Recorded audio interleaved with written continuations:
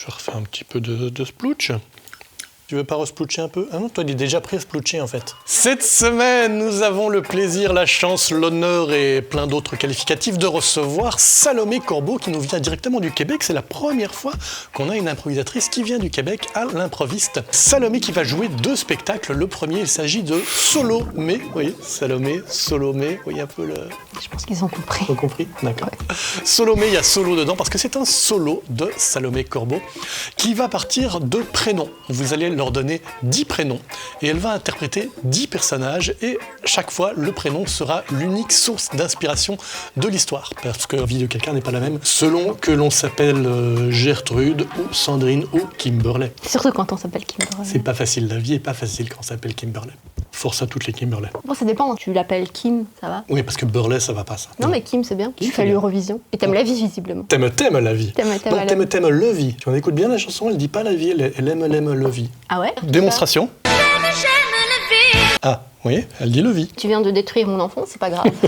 Le deuxième spectacle que Salomé jouera chez nous cette semaine s'appelle Polyamoureuse. Elle sera accompagnée de plusieurs improvisateurs et improvisatrices belges. Le principe est de suivre la vie d'une femme sous le prisme de ses relations amoureuses. Le public choisira un ou une partenaire pour chaque période de sa vie. Les improvisateurs joueront chacune de ces périodes de son adolescence à sa mort. À table, c'est un spectacle autour d'une table, d'où le nom À table.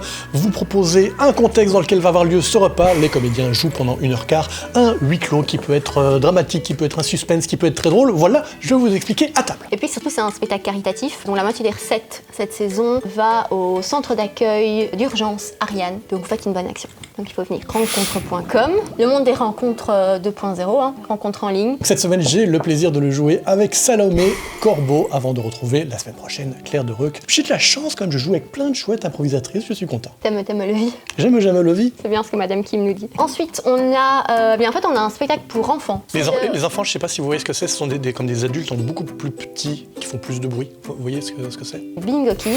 Le principe, c'est de mélanger un spectacle d'impro avec une vraie partie de bingo. Donc des vraies grilles, un vrai tirage, des vrais gagnants à la fin avec un vrai prix à la clé. Et des animateurs de bingo particulièrement délirants et très très bien habillés. Ça, il faut reconnaître quand même qu'il y a un bel effort vestimentaire sur ce spectacle.